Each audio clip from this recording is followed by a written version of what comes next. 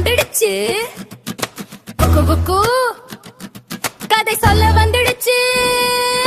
சிரிப்போடு சந்தோஷமா நல்ல பழக்கம் கத்துக்கலாம். பறவை விலங்கு நண்பர்களோடு குட்டி குக்கு உலகம் போகலாம். கதை ஆரம்பம் இப்போ தானா, குட்டி குக்கு குக்கு கதை தொடங்குது இப்போ.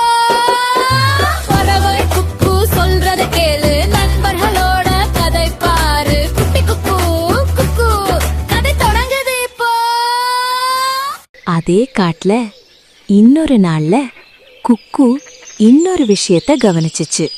ஒரு சின்ன பறவை தன் கூடை வீட்டை விட்டுட்டு சில நாட்களுக்கு வெளியே போயிருந்துச்சு. திரும்பி வந்தப்போ அந்த வீட்டுக்குள்ள ஒரு முயல் அமைதியா உட்கார்ந்திருந்துச்சு. பறவை மெதுவா கேட்டுச்சு, இது என் வீடுதான், நீ இங்க ஏன் இருக்க? முயல் சிரிச்சுக்கிட்டே சொன்னுச்சு, நீ ரொம்ப நாள் வரல, இப்ப இது என் வீடு. அப்போ பறவையும் முயலும் வாக்குவாதம் பண்ண ஆரம்பிச்சாங்க. யாருக்கும் சமாதானம் ஆகல.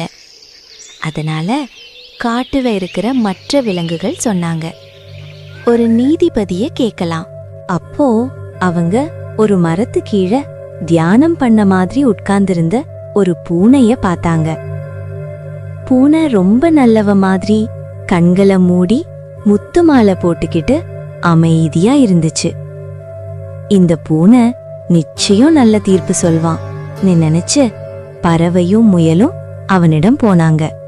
பூனை மெதுவா சொன்னுச்சு, எனக்கு சரியா கேட்கல, இன்னும் கொஞ்சம் நெருக்கி வாங்க.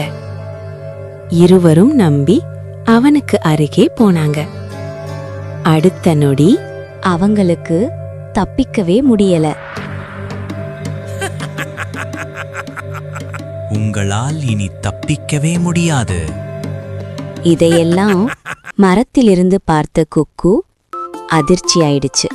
அந்த இரவு ஆந்தை அன்போடு சொன்னுச்சு, கோபத்துல முடிவெடுத்தா தவறு நடக்கும், அமைதியா யோசிக்கணும். வெளி தோற்றத்தை வைத்து யாரையும் நம்பக்கூடாது, யார நம்புறோன்னு நிதானமா யோசிக்கணும். அப்புறம் இந்த கதையும் புத்தகத்துல சேர்ந்துச்சு. இதுதான் இன்றைய குட்டி குக்கு கதை. உங்க நேரத்தை ஒதுக்கி என் கதையை கேட்டதுக்கு குக்குக்கு ரொம்ப சந்தோஷம். நன்றி குட்டீஸ். பாய்.